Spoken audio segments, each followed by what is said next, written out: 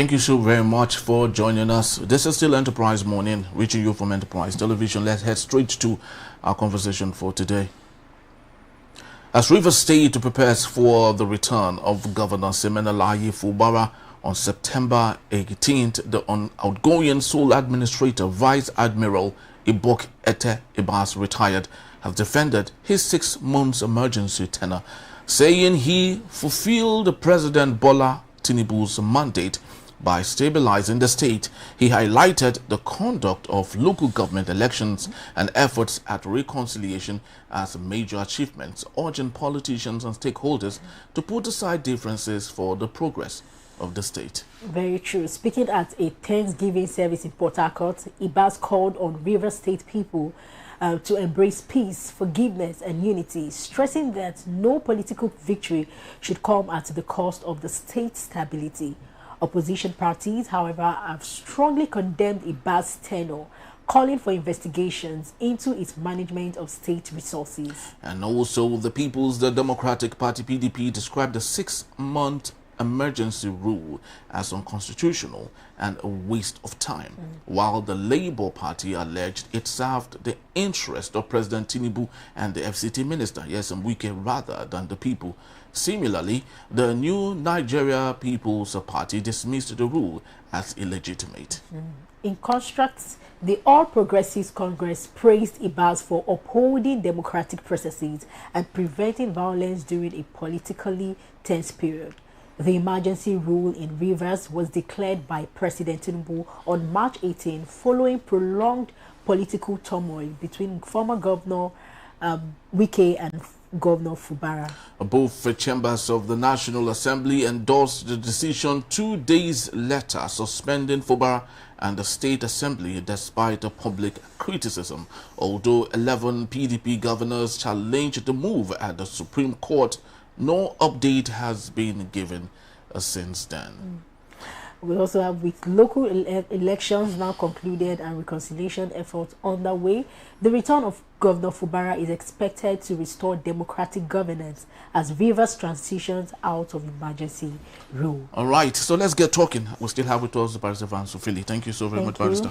Very well. All right, so let's talk Rivers State yet again. 18th is just a couple of days close, and Fubara likely might come. Of course, it's becoming glary because I saw Ibas dancing away, during his church Thanksgiving. Yes, Thanksgiving and all. So which means it's almost sure that Fubara would come back. But what would you see a new Fubara looking like?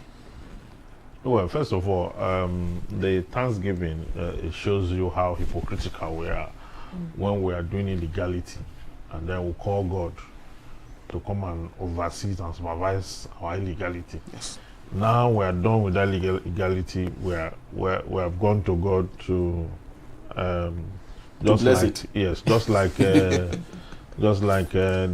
sole administrator, the outgoing sole administrator was talking, that he's been able to douse tension, able to create. I think at the end of the day, we'll just end up confusing the coming generation. I mean, this is going to be part of the study of government, history, and civics, okay? And then the next generation will be wondering the kind of people that came before them. When you have a constitution that says the president have a power to declare a state of emergency, he has the power to undertake extraordinary means.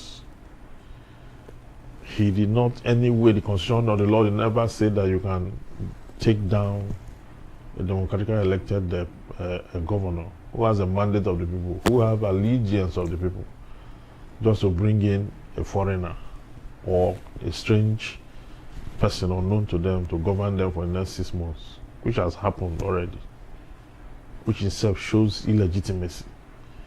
So you are talking about what I think of Fubara, the new Fubara. I think it's going to be a man who just want to mark time. Really? I do not see him as someone who is coming to avenge or revenge. I see him as someone who is coming back to complete whatever is left of the shenanigan already instilled by Wike. The APC is saying that they are congratulating the sole administrator that he has been able to normalize things, stabilize democratic processes. That's what they use. That's the word. There was nothing democratic about the emergence of a sole administrator. It only has served the interests of Wike and the president and the APC. You understand? There's no other thing it has done. Because remember, during the inaugural speech of the sole administrator, he said part of his responsibility is to step in and settle the dispute between the warring parties. If you remember the speech that time, when he stepped in, there was no day he called the warring parties together. He started appointing, and in fact, they had to set up a committee at the National Assembly, 21-man committee at National Assembly to monitor his spending. You understand? For the 6 months, he never one day, I'm not sure he even saw Fubara for the 6 months, let alone settling or quelling the dispute. It was Wike and the president that called him aside, called Fubara aside and gave him a warning and said, you are going to go back, but you must not contest again. You must do this, you must do this, you must. The same way they tried to settle it when the president called, you go and withdraw your case, go and do all that. The same thing. So I think it's because they wanted him at the beginning of the administration to be a robot.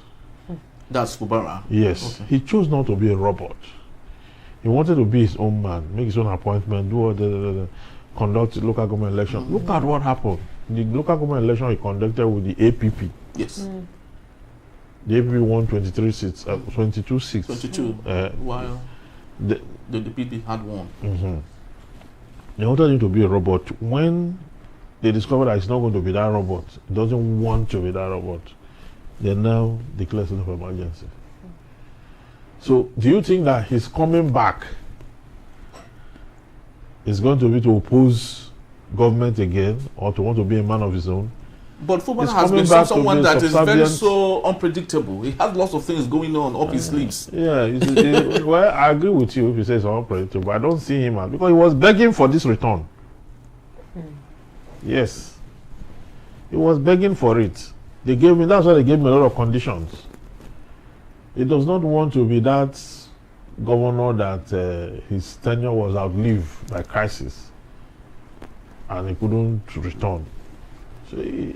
So I don't see him as someone who's going to even contest these local governments, these funny creatures that were voted into office wearing that funny cap, the councillors, and I don't see him opposing. And by the way, he cannot even return as a governor with that structure on ground. He cannot return. The reason he did that election, that the APP and brought all those people, is to secure his comeback. That's what it means. Because local government election in Nigeria is the governor that runs it. Yes. Any party the governor does, they will just set it. Look at it. When Fubara contested it, they won almost all the seats. Yes. When Wike contested it, they won almost all the seats.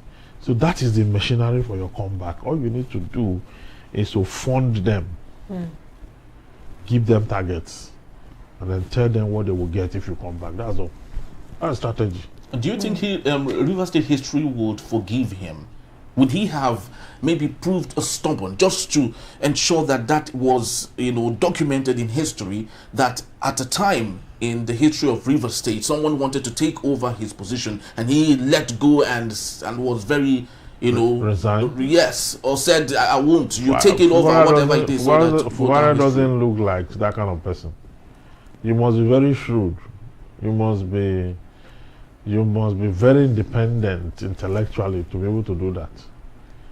If he had pushed for, they will increase it by another 6 months. The Constitution says you can. Okay, you can. Yes. Okay. Well, practically begging for this thing now. Anyway, they called the meeting, was there. Thanksgiving, just to ensure that you guys should just come and take your thing. Let me just finish my 4 years.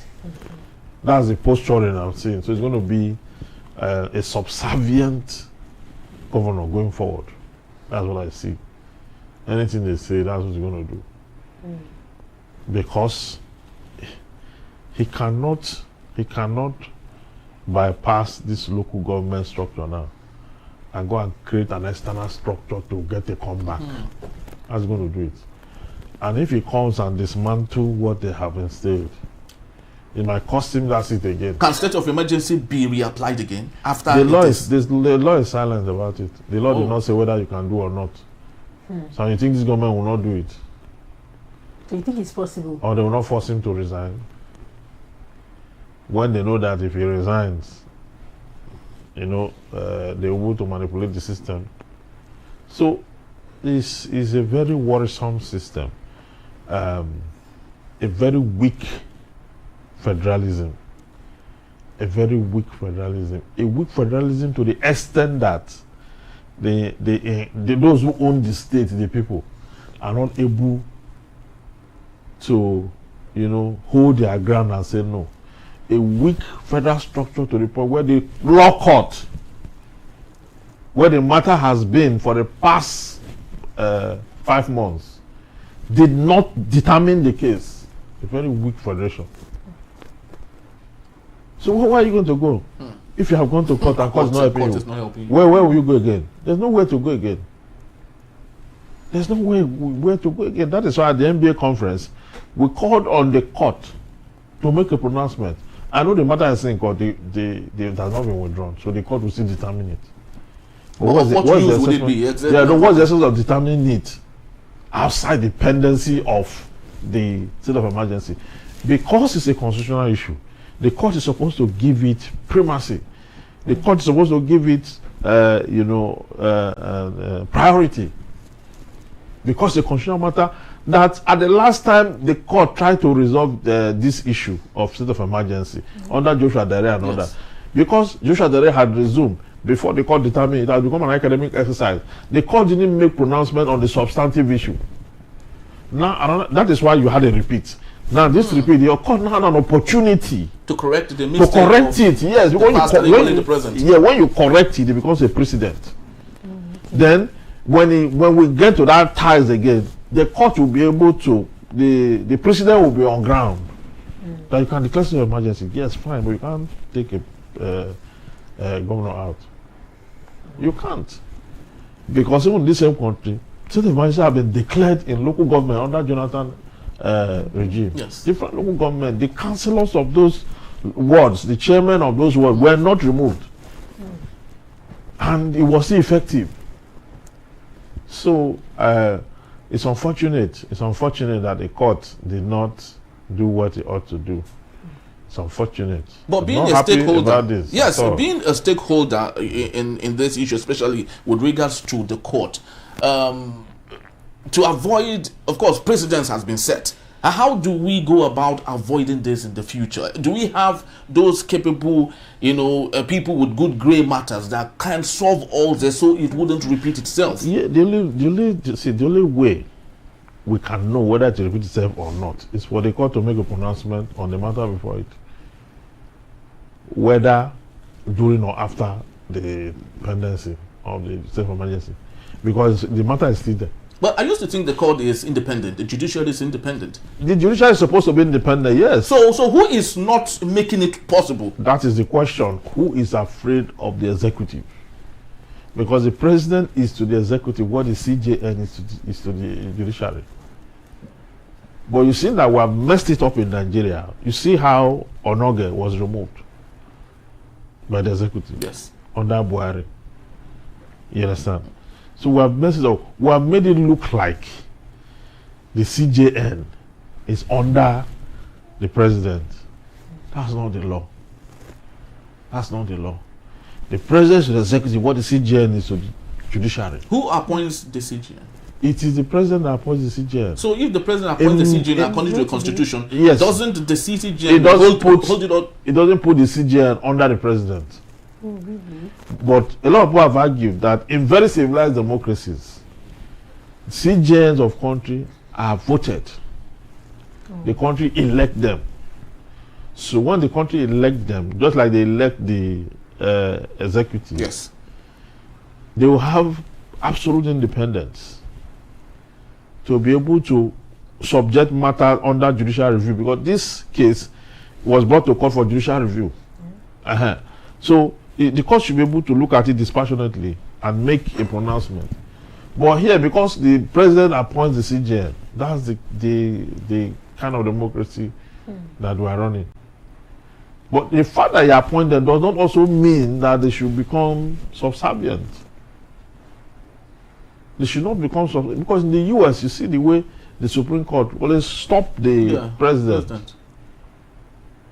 It will stop him. Because even the invasion, because he actually wanted to take the National Guard to Chicago, Yes. To stop the violence there. The court actually stopped him from doing that, and he respected the court. Yes, they'll stop him.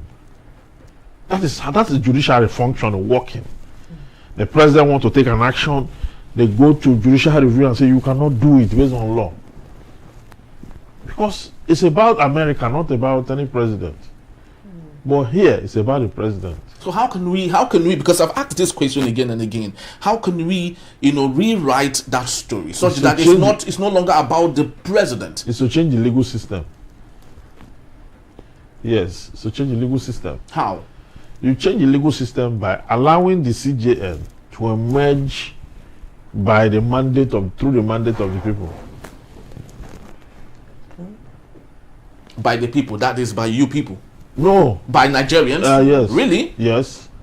What's wrong with that? Not by you people, not by lawyers. Not necessarily by the bar. Yes. Not necessarily by the bar. It can be contested, but you must be qualified in terms of what the constitution, the framework of the constitution. You understand? And you must also be an existing judge at the Supreme Court. You understand? But because it's done by ranking, the NJC will now recommend for the president to appoint. Okay. Oh, this is really You understand? So because the NJ will have to recommend, because that is our input now. Yes. The lawyer's Okay. input. That is recommendation. Yes. But because the president now appoints, they now make it look like the person being appointed should be working under the president. Not under the president by law. Separation of power. The Senate president, the CJN, and the president. Okay, now I am beginning to get it, because our parliaments or the parliamentarians that we have are elected by the people. Yes. We go to the votes and we go to polls and we vote for our parliamentarians. Yes. So that should be the method for the judiciary also, yes. for who becomes yes. the CJN. So that it can be properly independent. So you follow the Saraki National Assembly. You see what they did to Buhari. Many times Buhari will bring letter, they will say no. Yes, very well. And they will not be able to move. That's how government should be. They should not be friends. Because if they are friends, it will affect the masses. It will affect this thing. They shouldn't be friends. They should go by what the law is. Yes. If it's either the law or nothing. But why didn't we do it all the while? From the First Republic, second, no, why aren't we voting for... That's how we're calling for reforms now.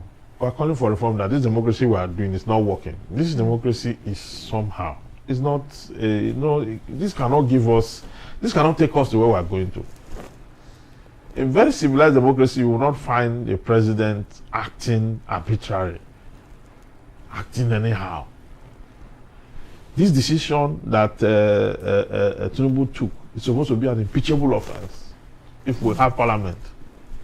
Is it a public parliament that will impeach Buhari, Tinubu? So it tells you that, see, one thing we do in the Nigerian democracy is that we don't know when to stop politics and do governance. We overlap it. If you look at the constitution, in that section 169, is it 169?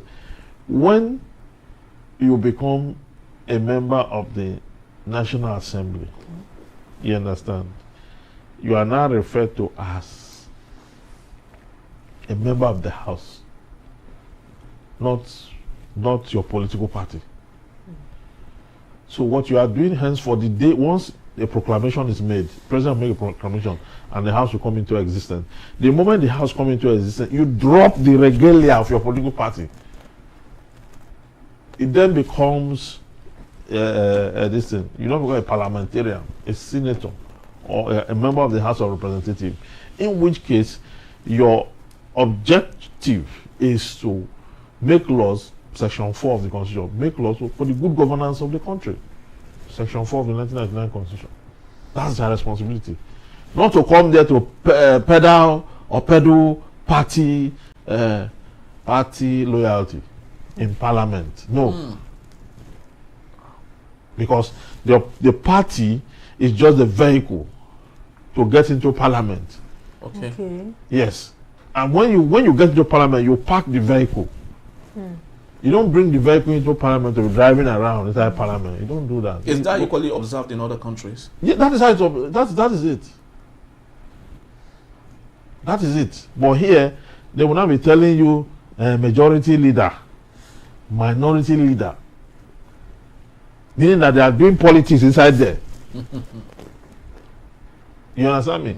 And we say, why you not say minority? We are not looking at the party that have the less candidate in the House. They will pick one person from that political party as minority leader. Then the party that have the highest number of seats, they will pick one person as majority leader. They now have chief whip and you now have other principal members. So they are doing politics inside there. But if you look at the Constitution, that's not what the Constitution says about it. So they are messing up with the democracy. It's not working.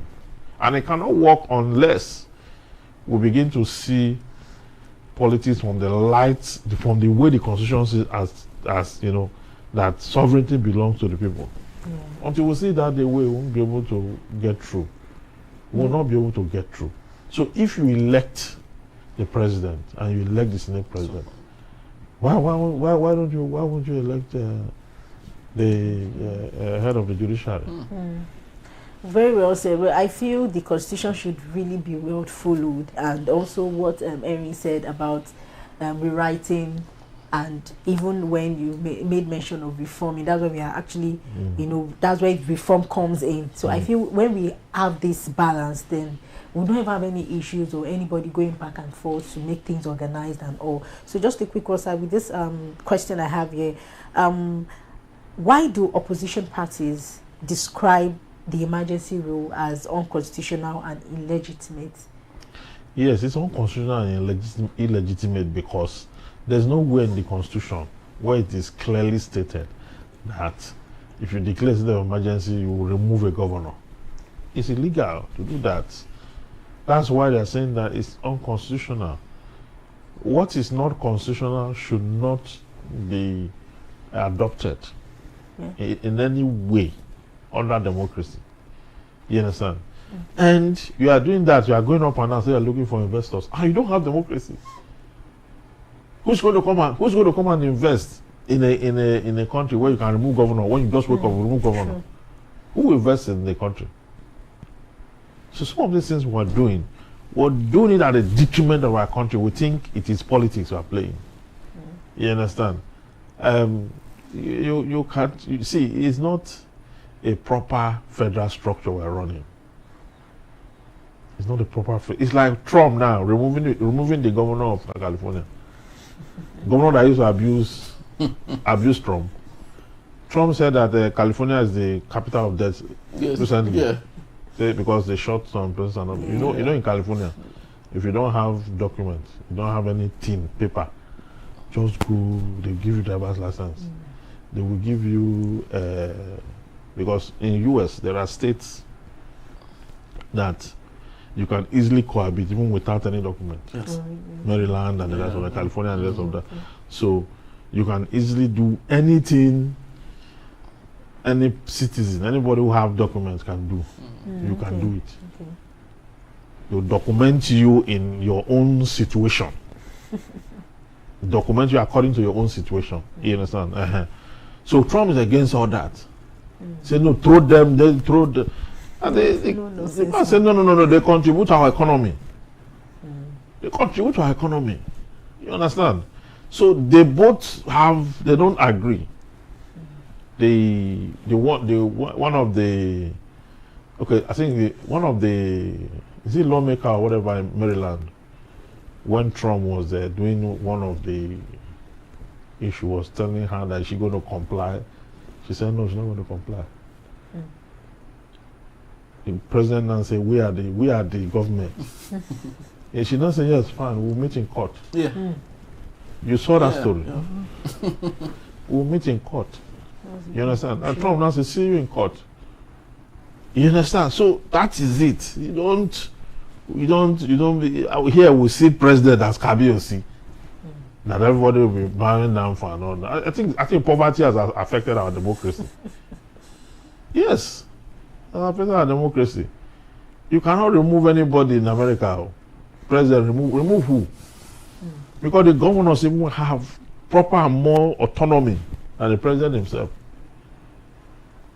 So we should come to that level until we grow to that level where our democracy is so structured that every state have its own roots.